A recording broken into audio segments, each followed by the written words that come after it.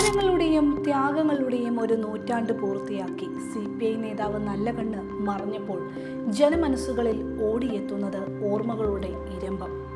രാഷ്ട്രീയമെന്നത് അദ്ദേഹത്തിന് അധികാരമോഹമായിരുന്നില്ല, മറിച്ച് പീഡിതരായ ജനങ്ങളെ സംഘടിപ്പിക്കാനും അനീതികൾക്കെതിരെ പോരാടാനുമുള്ള മാർഗമായിരുന്നു. സാധാരണക്കാരെ ബാധിക്കുന്ന ഓരോ പ്രശ്നവും അദ്ദേഹം ഏറ്റെടുത്തു.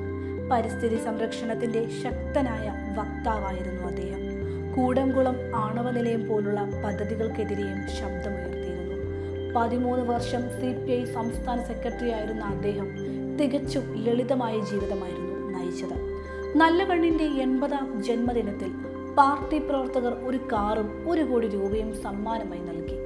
ഈ സമ്മാനങ്ങൾ തൻ്റേതല്ലെന്നും ജനങ്ങളുടേതാണെന്നും പറഞ്ഞുകൊണ്ട് അദ്ദേഹം അവ വേദിയിൽ വെച്ച് തന്നെ തിരികെ നൽകി. 2022 തമിഴ്നാട് സർക്കാർ അദ്ദേഹത്തെ തകൈസാൽ തമിഴർ പുരസ്കാരം നൽകി ആദരിച്ചപ്പോൾ അവാർഡ് തുകയായ 15 ലക്ഷം രൂപ അദ്ദേഹം സർക്കാരിന് തന്നെ തിരികെ നൽകി. എന്ന് മാത്രമല്ല, ആ തുകയോടൊപ്പം സ്വന്തം കയ്യിൽ നിന്ന് 5000 രൂപ കൂടി ചേർത്ത് അദ്ദേഹം മുഖ്യമന്ത്രിയുടെ ദുരിതാശ്വാസ നിധിയിലേക്ക് നൽകുകയായിരുന്നു. RNK എന്ന സ്നേഹപ്പേരിൽ അറിയപ്പെട്ടിരുന്ന നീതിബോധമെന്ന് ജനം ആവർത്തിച്ചു വിളിച്ച നല്ലകണ്ണ് ത്യാഗത്തിൻ്റെയും ആദർശത്തിൻ്റെയും ജീവിക്കുന്ന രൂപമായിരുന്നു. അർപ്പണബോധത്തിൻ്റെ സമാനതകളില്ലാത്ത പ്രതീകവും. 1925 തൂത്തുക്കുടിയിലെ ശ്രീ വൈകുണ്ഠത്തിൽ ജനിച്ച അദ്ദേഹം കപ്പലോട്ടിയ തമിഴെന്ന് വിഖ്യാതനായ VO ചിദംബരപിള്ളയുടെ പോരാട്ടങ്ങൾ കണ്ടാണ് വളർന്നത്. സ്കൂൾ പഠനകാലത്ത് തന്നെ സ്വാതന്ത്ര്യ സമരത്തിലേക്ക് ആകർഷിക്കപ്പെട്ടു. മകനൊരു ജോലി നേടി സാധാരണ ജീവിതം നയിക്കണമെന്നായിരുന്നു പിതാവിൻ്റെ ആഗ്രഹം. എന്നാൽ 18ാം വയസ്സിൽ വെറുമൊരു മുണ്ടും തോർത്തും മാത്രം ധരിച്ച് വീട് വിട്ടിറങ്ങിയ ആ യുവാവ് കമ്മ്യൂണിസ്റ്റ് പാർട്ടിയുടെ മുഴുവൻ സമയ പ്രവർത്തകനായി മാറി. കമ്മ്യൂണിസ്റ്റ് പാർട്ടിയെ നിരോധിച്ചപ്പോൾ RNK ഒളിവിൽ പോയി.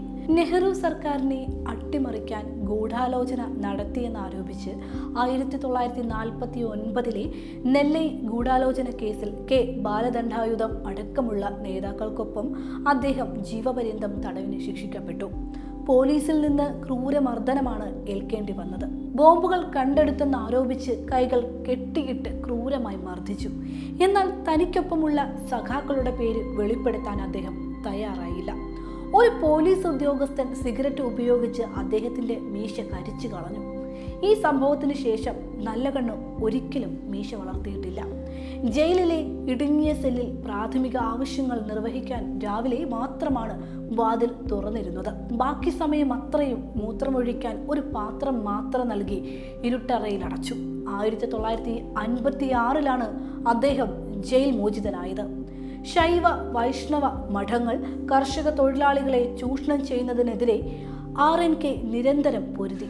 അടിച്ചമർത്തപ്പെട്ട വിഭാഗങ്ങൾക്ക് നടക്കാൻ വിലക്കപ്പെട്ട തെരുവുകളിലേക്ക് പ്രവേശിക്കാൻ ശ്രമിച്ചതിന് സവർണർ ഒരു പോസ്റ്റിൽ കെട്ടിയിട്ട് ക്രൂരമായി മർദ്ദിച്ചു. പ്രകൃതിക്കും നാടിനും വേണ്ടിയുള്ള പോരാട്ടങ്ങളിലെ മികച്ച അധ്യായമാണ് താമ്രപർണി നദിയിലെ അനധികൃത മണൽ ഖനനത്തിനെതിരെ അദ്ദേഹം നടത്തിയ പോരാട്ടം.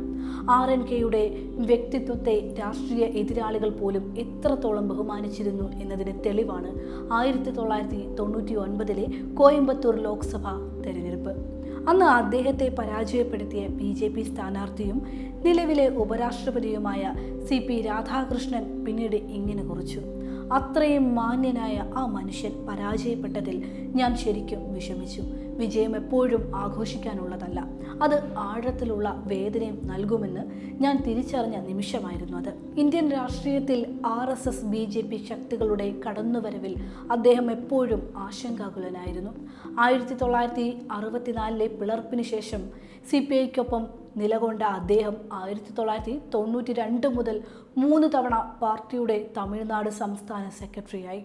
കമ്മ്യൂണിസ്റ്റ് പാർട്ടികളുടെ ലയനം സ്വപ്നം കണ്ടിരുന്ന അദ്ദേഹം വർഗീയ ശക്തികൾക്കെതിരെ മതേതര ചേരികൾ ഒന്നിക്കേണ്ടതിൻ്റെ ആവശ്യകത എപ്പോഴും ഓർമ്മിപ്പിച്ചിരുന്നു.